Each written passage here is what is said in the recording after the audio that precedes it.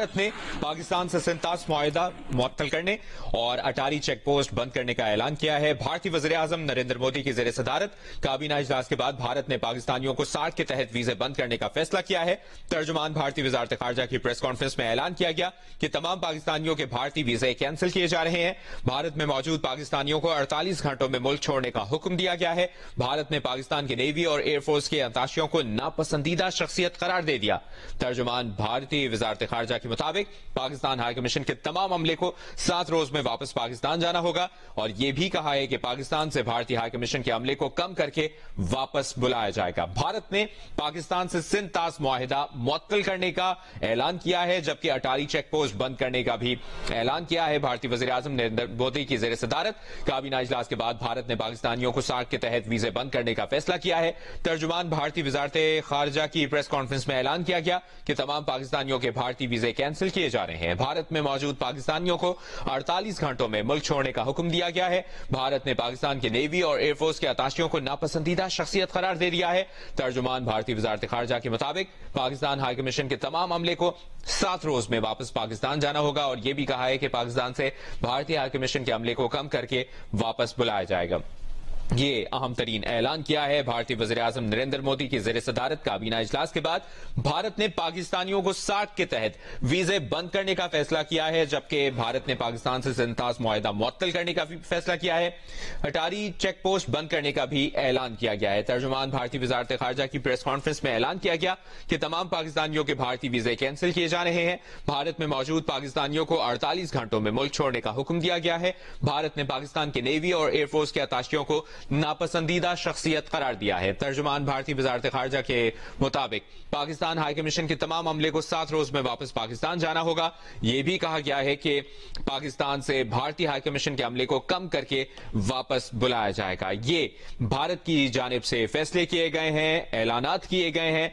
तर्जुमान भारतीय वज़ारत ख़ारजा के मुताबिक, जो कि प्रेस कॉन्फ्रेंस में ऐलान किया गया है। इससे पहले भारतीय वज़ीर-ए-आज़म नरेंद्र मोदी की ज़ेर सदारत काबीना इजलास हुआ और इजलास में फैसला किया गया है। इजलास के बाद भारत ने पाकिस्तानियों को 60 के तहत वीजे बंद करने का भी फैसला किया है, जबकि यह भी ऐलान किया गया है कि तमाम पाकिस्तानियों के भारतीय वीजे कैंसिल किए जा रहे हैं। भारत में मौजूद पाकिस्तानियों को 48 घंटों में मुल्क छोड़ने का हुक्म दिया गया है। भारत ने पाकिस्तान के नेवी और एयरफोर्स के अताशियों को नापसंदीदा शख्सियत करार दिया है और तर्जुमान भारतीय वज़ारत ख़ारजा के मुताबिक पाकिस्तान हाई कमीशन के तमाम अमले को 7 रोज में वापस पाकिस्तान जाना होगा।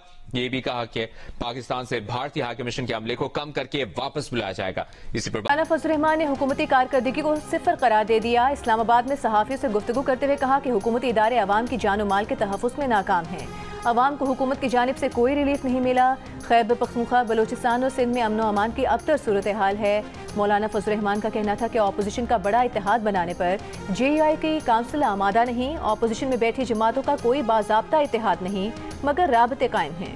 JUI की मजलिस अमूमी अपोजिशन जमातों के इत्तेहाद में शामिल होने के हक में नहीं है।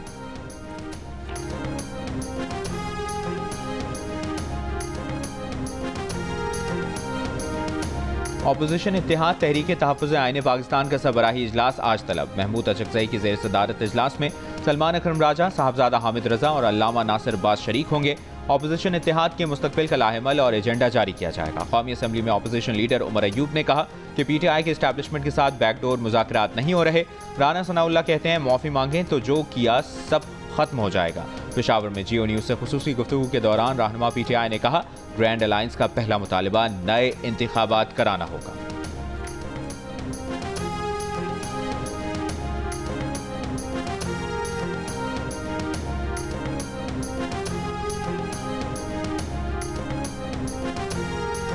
वज़ीर-ए-आज़म जल्द अपना मीटर अपनी रीडिंग प्रोग्राम का इफ्तिताह करेंगे। लेस्को चीफ रमजान बट का लाहौर चैम्बर में खिताब, कहा बिजली की फौरी बहाली के लिए रैपिड रिस्पांस फोर्स कायम कर दी है। मीटर की खराबी का जिम्मेदार मीटर रीडर होगा।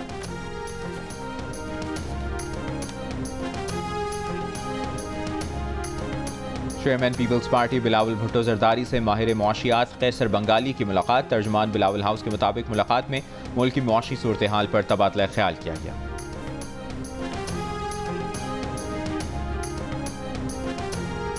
रवा माली साल पाकिस्तान की माशी तरक्की की रफ्तार 3% की बजाय 2.6% रहने का इम्कान। IMF ने वर्ल्ड इकनॉमिक आउटलुक रिपोर्ट जारी कर दी। इससे पहले IMF ने शरह नमू 3% रहने की पेशगोई की थी। IMF के मुताबिक अगले माली साल में पाकिस्तान की माशी तरक्की की रफ्तार बढ़कर 3.6% होने की तवक्को है। रवा माली साल करंट अकाउंट खसारा 1% की बजाय GDP का 1% रहने की पेशगोई। करंट अकाउंट खसारा 3.7 अरब डॉलर के बजाय महज 40 करोड़ डॉलर रहने की तवक्को। रवा माली साल पाकिस्तान में महंगाई बढ़ने की शरह 5.1% और अगले माली साल 7.7% रहने की तवक्को है।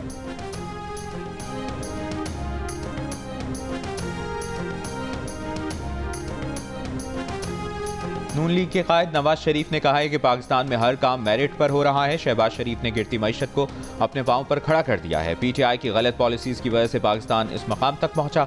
मुल्क को दिवालिया होने से नून लीग ने बचाया। लंदन में गुफ्तगू करते हुए कहा, पाकिस्तान गलत पॉलिसीज की वजह से मौजूदा हालात का शिकार है।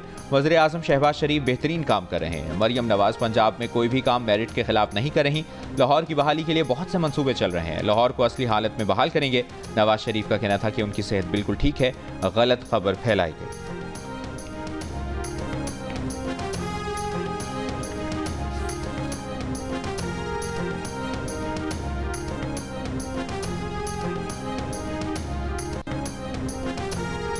पाकिस्तान से 67,000 से ज्यादा आज़मीन का हज रकम की अदायगी के बावजूद खटाई में पड़ गया। हज ऑपरेटर्स के नुमाइंदे कायमा कमेटी इजलास में वजारत मजहबी उमूर पर फट पड़े। कहा कि वजारत ने डेडलाइन का नहीं बताया, हमें लोगों से हज दरख्वास्तें भी नहीं लेने दी। हमारे पैसे DG हज के जरिए किसी और गलत अकाउंट में थे। सऊदी हुकूमत हमारी रकम अपने डिजिटल अकाउंट में ढूंढती रही। तकरीबन 1.25 महीना 50 मिलियन रियाल की वापसी में लग गया। डेडलाइन मुकम्मल करने में रुकावटें खड़ी की गईं। सऊदी मुआहदे में लिखा है कि अगर 14 फरवरी तक मुकम्मल रकम ना मिली तो फिर जहां जगह मिलेगी वो देंगे। कमेटी इजलास में सेक्रेटरी मजहबी उमूर ने कहा कि DG हज को ऑनलाइन ले लें, पूछें किसने पैसा गलत अकाउंट में मुंतकिल किए। सऊदी हुकूमत का खत आया है कि अब 67,000 आज़मीन हज का मजीद कोटा नहीं रहा। DG हज ने कहा कि 14 फरवरी तक 600 मिलियन रियाल निजी स्कीम ने देने थे, जो नहीं दिए। जो डिजिटल वॉलेट में पैसा आया है वो तो वापस हो जाएगा। जो पैसा इमारत वगैरह बसों के किरायों का गया वो वापस आएगा या नहीं, कुछ नहीं कह सकते।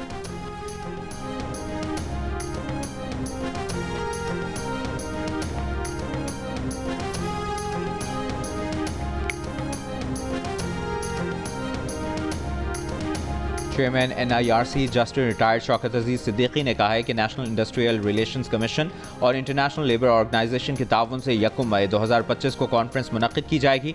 कॉन्फ्रेंस का मकसद आजिर और अजीर के फासले कम करने और ताल्लुकात की बेहतरी का माहौल फराहम करना है। ये 1969 के बाद पहला मौका है कि ऐसी कॉन्फ्रेंस मुनक्किद की जा रही है। उम्मीद है ये इवेंट बहुत कामयाब साबित होगा।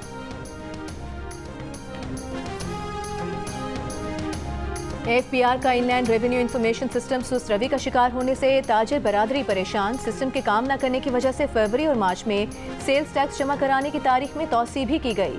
ज़राए का कहना था कि सिस्टम में खराबी हर फरोख्त आइटम के साथ 8 हिस्सों का कोड और सेल्स टैक्स फॉर्म में इजाफी मालूमात मुंसलिक करने की वजह से आई है। ताजिर बरादरी का कहना है कि IRIS सिस्टम टैक्स दहिंदगान को टैक्स अदा करने के बावजूद एक्टिव टैक्स दहिंदा नहीं दिखा रहा। सदर FPCCI तारिक जदूर ने कहा कि GST से मुतालिक कागजात ऑनलाइन अपलोड करने के बाद तस्दीक के लिए मुकामी रजिस्ट्रेशन ऑफिसर के पास जाना पड़ता है। जब तक फाइल मुकामी रजिस्ट्रेशन ऑफिसर के पास ज़ेरे इल्तवा रहती है, HS कोड नहीं मिलता। FPR माइक्रो लेवल पर निज़ाम की खराबियां दूर करे। तर्जुमान FPR ने कहा कि टैक्स दहिंदगान की फहरिस्त अपडेट होने में 1 दिन लगता है।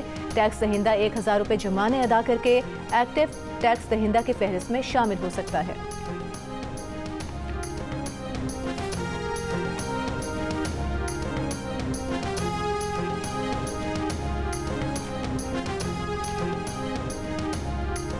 अगर किसी ने बिल को पढ़ा है तो वो अगर ये साबित कर ले कि यार फिलानी शिक के अंदर आप लोगों ने इख्तियार दिया है वफाकी हुकूमत को SIFC को, वो शिक मुझे बताए, वो वर्ड मुझे बताए और मेरे उस बिल में मुझे दिखाए, तो उसके बाद आगे मैं बात करूंगा। फजूल बातें कि जी ये हो गया तो वो हो गया, मफरूज़ों का जवाब मैं देता नहीं हूँ। ये मफरूज़े हैं, बिल को पढ़ के बता दें कि कहाँ पर हमने कोई इख्तियार दिया है। ना हमने इख्तियार दिया है, ना हम इख्तियार देंगे, ना इख्तियार हमसे कोई ले सकता है।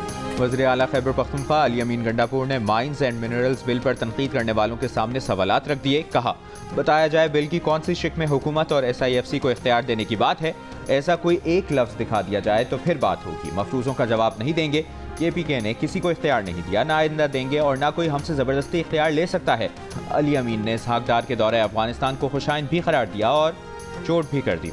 बोले, कौम को अब तक इस दौरे की तफसीलात से आगाह नहीं किया जा सकता। वज़ीर आला खैबर पख्तूनख्वा अली अमीन गंडापुर ने कहा कि वफाक ने उनके प्लान पर अफगानिस्तान का दौरा नहीं किया। वफाक सियासी पॉइंट स्कोरिंग करे मगर जो कर रहा है वो ना करे। वफाकी हुकूमत का वफ्द बस कोट पैंट पहन कर गया, पता नहीं क्या डिस्कस किया होगा। खैबर पख्तूनख्वा को एतमाद में लिए बगैर मुज़ाकरात मुस्बत नहीं होंगे।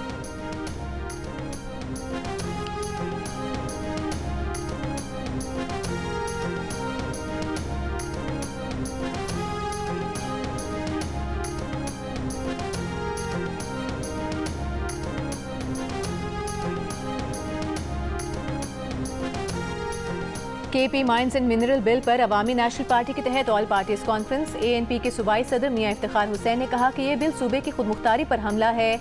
All parties conference mines and mineral 2025 bill को मुस्तरद करती है। बिल जबरदस्ती नाफिज हुआ तो सूबे भर में एहतजाज करेंगे। तहरीक इंसाफ के रुकन असम्बली शेर अली अरबाब ने कहा, वज़ीर आला का अपना नुक्ता नज़र है, हम समझते हैं कि इस बिल पर मजीद बहस होनी चाहिए।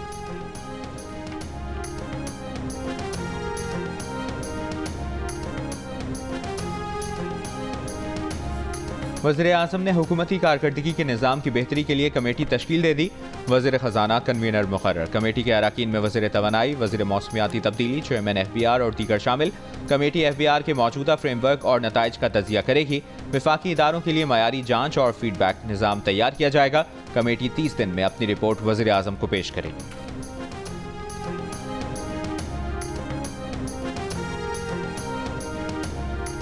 और तुर्की, यूनान, बुल्गारिया और रोमानिया में ज़लज़ले के झटके। शिद्दत 6.2 और गहराई 10 किलोमीटर रिकॉर्ड की गई। ज़लज़ले के बाद शहरियों में खौफ व हिरास, लोग इमारतों से बाहर आ गए। वज़ीर आज़म शहबाज शरीफ का तुर्की में ज़लज़ले पर इज़हार तशवीश। तुर्क भाइयों को हर मुमकिन ताउन की यकीन दहानी।